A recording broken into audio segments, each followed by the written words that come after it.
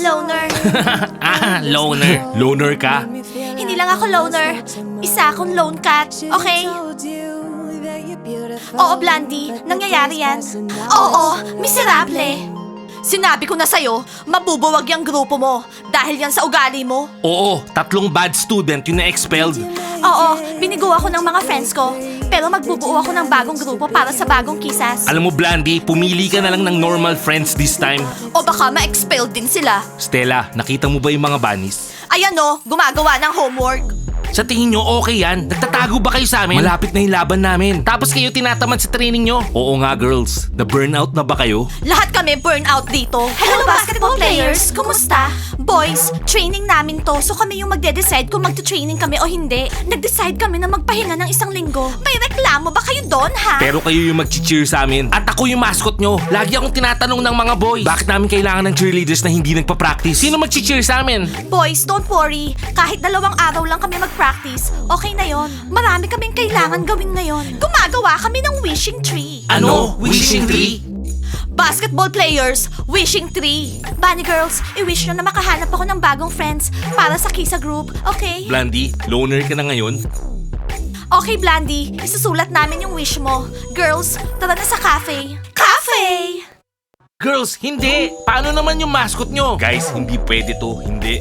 Isang beses nyo pa akong tawaging loner boys. Lagot kayo sa akin, okay? Baliw, ayan o, nakasulat sa poster mo. Wala namang kwentang sabihan sila. 1 week na silang hindi nagpa-practice. Hindi nyo ba naisip na pagod lang kami, ha? Pagod na kami sa kaka-training tsaka sa kaka-aral. Gusto naming matupad yung wishes namin. Tara na nga. Ano? Wishes? Narinig nyo? Wishes para kay Blandy para makahanap ako ng bagong friends. Nakita nyo na boys, soon, lahat ma-expelled sa academy. Guys, dito kayo. May sasabihin ako. Boys, naririnig ko kayo. Anyway, Stella, kailangan ng mga bunnies ng coach. Ano boys? Coach? Kailangan nila ng coach kasi tinatamad na sila. At kailangan natin yung coach ngayon mismo. Oo, para hindi na sila mag-absent sa training. Okay boys, hahanap tayo ng coach ngayong araw. Yes! Okay girls, nasulat ko na lahat ng wishes from smallest to biggest. Cool! Sana sinulat mo yung main wish na maging okay tayo tsaka ng mga basketball players. Nasulat mo? Bakit nila tayo inuutusan ng ganon? Practice, hindi kayo nagpa-practice. Bigyan nyo ng latte yung lone cat, the loner. Latte please. Nakita nyo yung weirdo na naka-leopard? Oo. Hindi na siya show off ngayon ha? No man is an island. Oo, wala na lahat ng friends niya. Basketball girls, pumunta ba kayo dito para mag-usap lang? Ano, order kayo? Gusto namin ng sugar-free, tsaka gluten-free. Gusto naming maging payat katulad ng mga bunnies. Ang ayaw ko dito sa academy, lahat ayaw kumain. Umorder yung mga bunnies, gluten-free tsaka sugar-free. Girls, naaawa ko kay Blandy. Hayaan mo nga yan. Blandy, pwede kang sumama sa amin. Habang mag-isa ka, susuportahan ka namin. Thank you, Diana. Ang bait mo. Pero pinamis ko sa sarili ko na hindi ako sasama sa kahit anong grupo. Loyal ako sa mga kisas. Eto na yung latte mo. Okay, Blandy, gusto ko lang naman tumulong. Oo nga, at ikaw tumanggi ka. Girls, buti nga tumanggi siya. Di ba? Oo, kahit ano i-expect natin sa kanya. Sana maging normal yung mga bago niyang kisas para walang problema kahit kanino. Hindi naman easy si Blandy. Siya naman yung leader ng grupo. Oo nga, at tignan mo siya ngayon. Lahat ng friends niya wala na. Ashley, sabihin mo na, sinong gusto mo? Ako o siya? Hindi ko alam. Alam mo, sabihin mo na. Aminin mo na, Ashley, sinong gusto mo sa aming 3? Sige na. So merong 3 coaches na pwedeng dumating ngayong araw. Isang redhead, blonde, tsaka brunette. Sinong pipiliin natin? Well, yung kulot. Eh wala namang kulot dito. Eh di ipakulot natin siya. Bulldogs, bakit wala kayo sa klase? Gusto nilang malaman kung kanino ako in love. Oo nga, hindi siya makapili sa amin. Pero sigurado ko, ako yon, ako. Hoy, kayong 3, wag niyo ang hinaharas si Ashley. So ano, Teacher Mike? Stella yung kulot. Okay, edi ipakulot natin yung buhok niya. Sabihin mo na kasi, Ashley, sino? Tigilan niyo nga Gusto mo ako. bang makitang nahihirapan kami? Go, Ashley, mamili ka na sa amin 3. Sinabi ko na sa inyo, wala akong gusto sa inyo. Hayaan na natin yan, hindi daw siya makapag-decide eh. Ano, in love ka sa amin 3, no? Sabihin mo sa amin kapag nakapili ka na. Ang gusto ko, older guys, okay? Hindi ko kayo gusto. Ashley, baliw ka!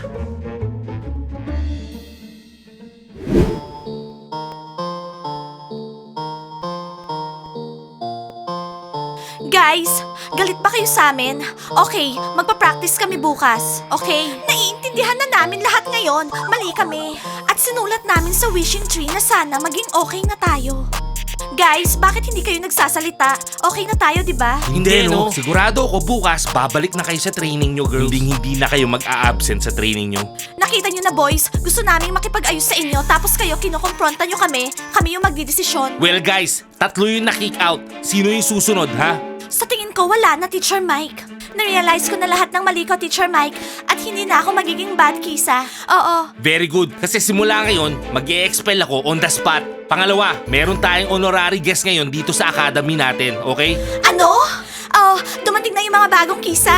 Hindi ganun kabilis matupad yung wish, Blandy. Sino yung honorary guest, Teacher Mike? Congratulate natin yung mga bunnies kasi yung guest para sa kanila. Para sa amin? Oh, girls, sino kaya yun, ha? Para sa inyo, bunnies, ngayong araw, mamimit nyo yung bago nyong cheerleading coach. Yay! Oo! Hindi na mag-skip ng training yung mga girls ngayon.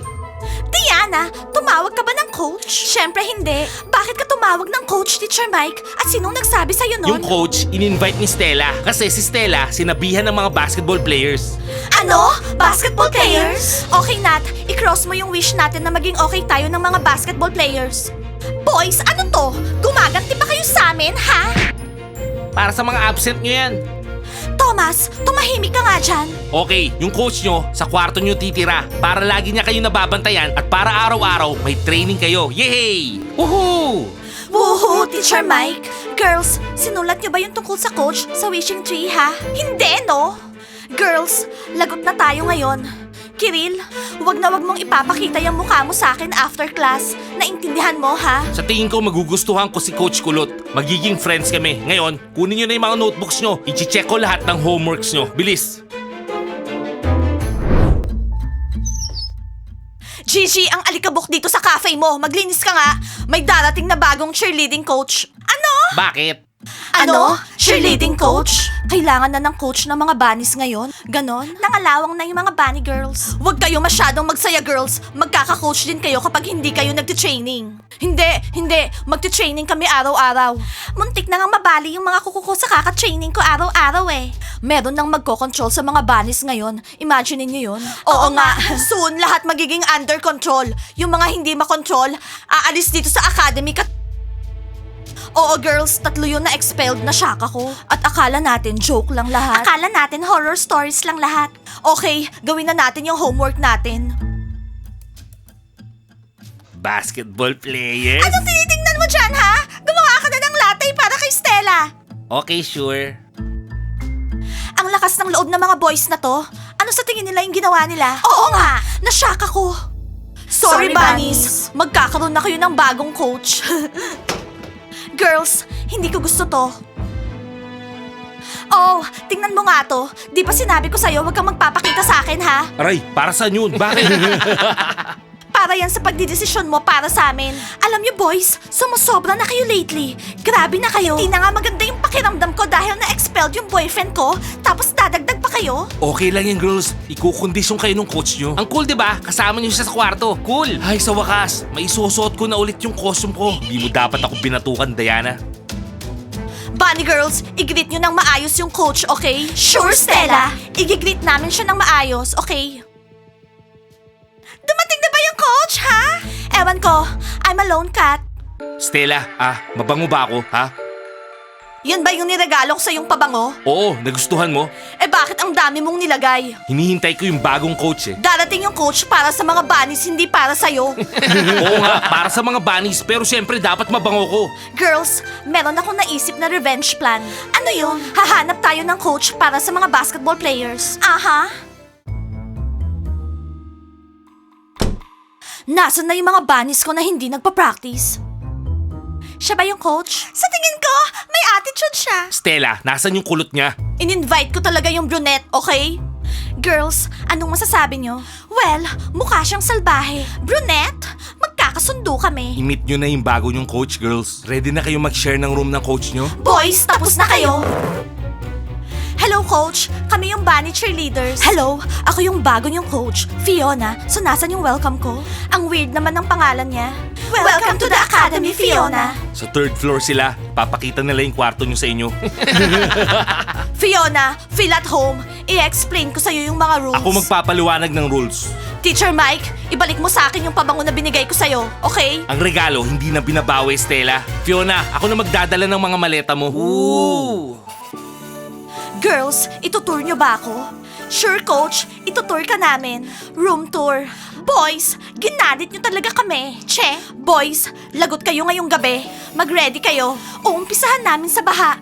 Bubuksan namin yung gripo hanggang umaga. Girls, naghihintay ako. Ayan na kami. Girls, nagsisisi ako. Tinawag ko yung coach. Nagkamali ka, Stella. Ano? Hindi man lang ako pinansin ng coach? Nandito siya para sa mga bunnies, hindi para sa'yo. Galit na galit yung mga girls sa inyo, guys. Magbabati rin kami. Bagay lang sa kanila yan. Guys, sigurado gaganti sila. Kailangan natin ng mga swimming mat. Walang kwenta yan. Kayang-kaya natin lahat ng ganti nila. Ito yung kwarto namin, Coach Fiona. Welcome. Kasama natin sa kwarto yung coach. Nakakainis. Sigurado, lagot na tayo ngayon, Diana. Ang sama ng ginawa sa atin ng mga basketball players. Grabe. Alam namin, Diana. Anong gagawin natin ngayon? Unang-una, ipapakita natin sa coach na to na hindi tayo loser. Na walang pwedeng magsabi sa atin kung anong dapat natin gawin. Guys, hindi uubuta tong coach na to sa amin. Like and subscribe to the channel. And don't forget to hit the bell. See you on our next episodes. Bye!